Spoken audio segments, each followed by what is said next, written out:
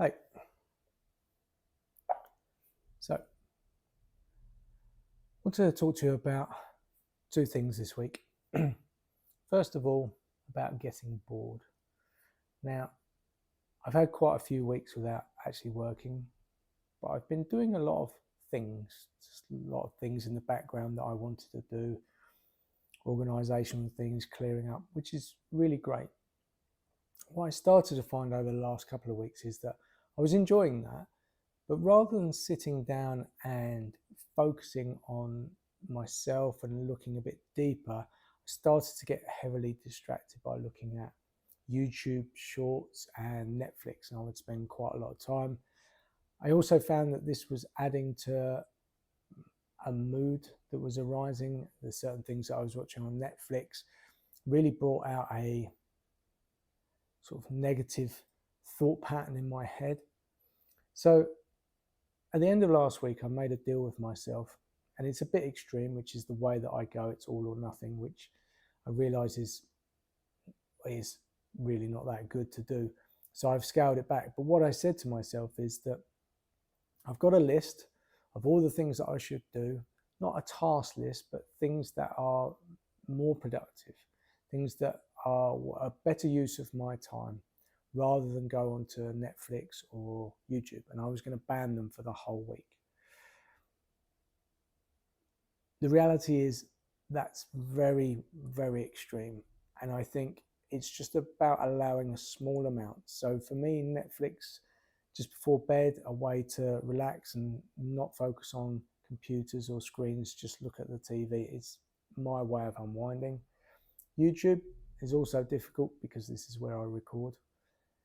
So I've really scaled that back, but I have a list, and it's on my whiteboard over here, of just things that I should do, and it not should do, but can do. So when I'm struggling, or where I would normally go, okay, I'm just going to watch YouTube and see what comes up, I actually go, no, what should I do?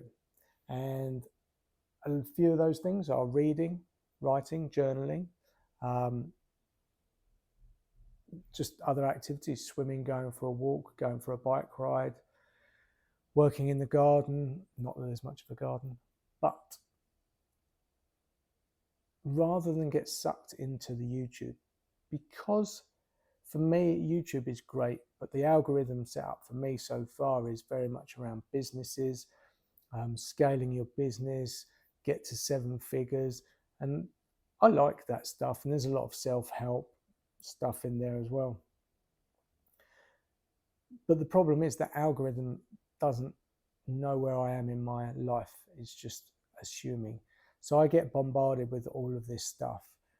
And that can seem great at first and helpful. And you think, oh yeah, okay, maybe that's something for me. But I get sucked into it too much, and then I start to feel inferior about myself, and I'm like, oh. So most of last week, the end of last week and the beginning of this week, it's been about cutting out, sort of really reducing down to only moments where I really need to use Netflix. I just really, just an unwind, or I want to use YouTube. There's been a few more occasions than I necessarily would like. But the reality is, to make that easier, so a lot of those things I can do, but I want to make them easier to do. So one of the big things was reading. There's a few different books. There's, I haven't got it here, but Essentialism is a book that I've been reading, and I've read it once, but I wanted to get through it again. And just having it out. So rather than on a bookshelf or somewhere where you don't go, have it out. And I've put 3 books out. So as a reminder, rather than go and pick up my iPad and go and watch YouTube, go and pick up the book. So if you want to go to the toilet, I know it's not that pretty, but I'd maybe watch some videos. And actually, no, just take a book and read. And I've actually found that's a lot better. I'm pleased with my efforts. But again, it comes down to making it as frictionless as possible to do those alternative things, and not just reach for the easy thing, the cookie in the jar. So I'm doing okay. And what that's starting to bring out is I'm focusing a bit more on those areas of not improvement, but looking at myself, just being a bit more bored if you will, but being bored and going, oh, okay, and then start getting curious about things. Okay, what should I start doing? What should I think about? Questioning some of the things and not the decisions I've made, but um, you know, learning about myself to understand where I want to go in terms of my next steps forward. So that's been going well. I'm going to try and keep it going. Let's see, I'll give you an update. The second is something I mentioned last week. It was talking about rules.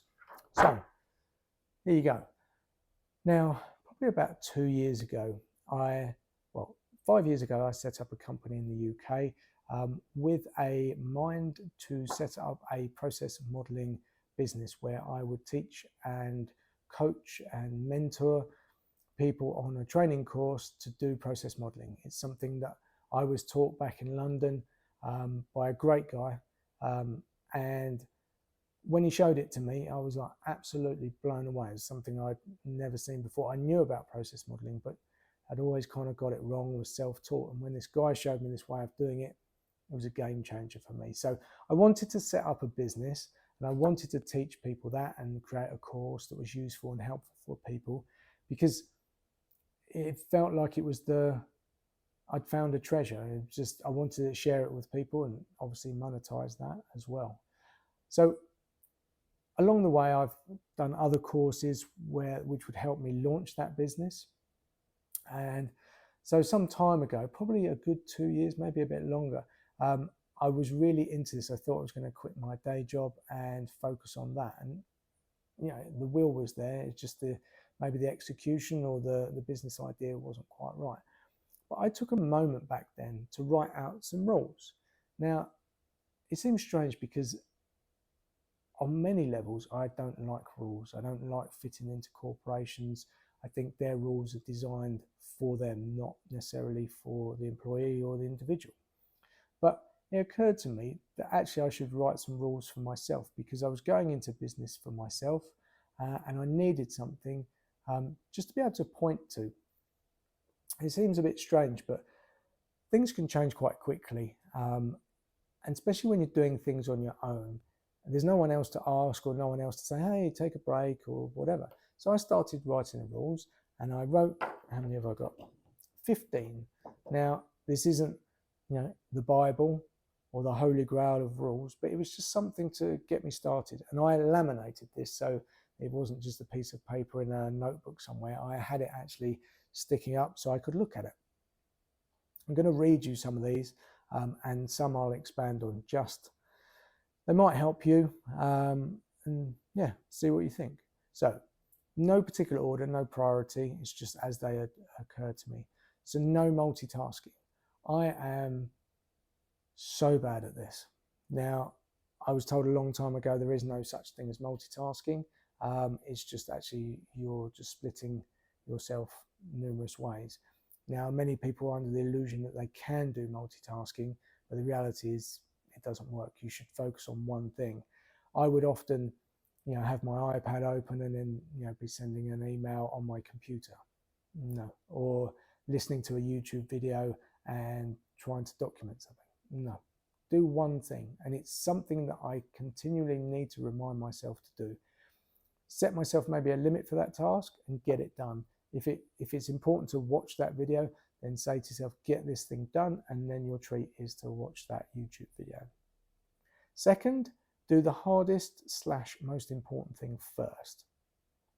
This is something that many, business gurus will tell you, get the thing that is really troubling you, because that's probably the most important thing out of the way. So you don't have to stress about it all day. If you're going to have a difficult meeting or difficult or conversation or tackle a hard bit of work, do that first. Focus on it. Don't do all the other stuff. 3, go outside for at least 15 minutes a day. Now, that seems not a lot, but actually there are some days when I've not actually gone outside this apartment. And as soon as I go outside and breathe that fresh air, things literally change. My headspace is so much better. I start thinking differently, acting differently. So it was always a case of just take yourself out for 15 minutes, because those 15 minutes often lead to 20 minutes or longer. Don't be a perfectionist. Be kind to yourself. So I never thought myself as a perfectionist, but when I was going through therapy, my therapist actually explained to me I was a perfectionist, and I thought other people were perfectionists, not myself. So it's just to focus on, okay, that last 10%. Do you really need to do it? What's the value in that? Meditate and breath work as frequently as possible. I've always found that useful. Enjoy the moment and the journey. So many people have said this. Certainly the people I've listened to, or the books that I've read. You know, the enjoyable part is actually the journey, the struggle. When success is there, I think we get caught up in this thing that everything's going to be amazing. You know, all the stars are aligned, it's perfect. But actually, that perfectionist, not perfectionist, that perfect side is the journey itself. Enjoy the struggles, the learning, the setbacks. All of that is really enjoyable. You just need to reframe it in your mind. Know you can have it all: family, success, business. This is something I've struggled with a lot. I always felt that I couldn't have it all. But I think this hustle culture out there seems to think that you have to do one thing extreme. But that's not the life that I want to lead. You can have it, but you don't have to have in excess of millions of pounds. That isn't the life that I want. I thought it was, but it isn't. Break down work into the smallest tasks, so I can get quite easily overwhelmed. But actually, if you just take that task and write the tasks and make them as small as possible and just tackle them, and then you just take the smallest one, or as long as it's in the logical order, and then you find that actually it's a lot easier and you don't suffer that overwhelm. Number 9, end activity by working on a high point. So I'm one of these people that when I've done something really well, I want to continue it. I want to just go, oh yeah, okay, that's great. But then what happens is my productivity dips off, and I have this amazing thing, and then something happens again, and I get frustrated. And I said to myself, quit when I get here. And that's easier said than done. But when you get to that height, just walk away, because you have that feeling and you remember that. And then it makes you want to come back tomorrow. And you'll pick up when you've got more energy and you'll take it a bit further. Number 10, don't sweat the small stuff. It's a book, I haven't got it in front of me, but it's there's a lot of stuff in there to sort of say the little things are the small stuff and you shouldn't sweat them. So if you ever want it, then I would recommend that book. It's quite easy, chapters, maybe 1 or 2 pages, and it's quite a small book. Number 11, reflect and record your journey at least once a week. This is exactly what I'm doing. So I hadn't done it for a couple of years. I recommended other people do it because I think there's, there must be millions of people out there trying to go through something like me, and they could benefit from it. So this is it. Number 12, visualize the end goal and dream frequently. I don't really have a problem with dreaming frequently and visualizing the end goal, but recently I don't know what that end goal is. I've challenged a lot of my beliefs about being a multi-millionaire and having everything to actually saying I don't need all of that. There's a certain level that I would more than be happy with. So something where that time of boredom I should reflect on. Number 13, have a to-do and a not to-do list. So we have these things that we need to do, but how often do we actually have a not to-do list? And something that reminds us, yeah, don't do that, like the multitasking. Laugh and have fun, abundance is everywhere. So a bit light and breezy, but if you look at it, there is abundance everywhere, but we just get focused and very narrow in our thinking sometimes. And then 15, remember, everything in balance. So that was my 15 rules. I wrote it about 2 years ago, and I'm reminded about it. And it doesn't mean you can't add to those or change them, but we often go into companies and we work for companies and they have their rules, but what's our rules? We don't set rules for ourselves. So if you don't have rules, you've got nothing to point to. You just go, oh, I don't want to do that. Now, if you have a rule, you can say, no, I can't do that because I want to balance my family and work, etc. A good example of this is years ago, someone asked me if they could borrow some money off me. Now, it wasn't a small amount of money at the time. Didn't really know this guy very well, but I was caught on the spot and I didn't have anything to say to them, but I wish I had a rule to say, no, I'm sorry, I have a rule for myself where I don't lend friends or colleagues money.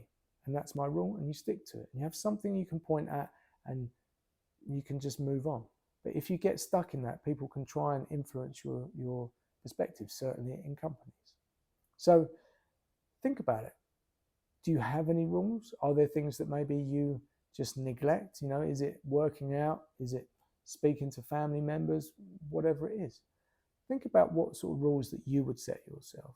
So yeah, let me know in the comments if you are listening to this. And that's it for me. And I look forward to speaking to you next week. Cheers. Bye.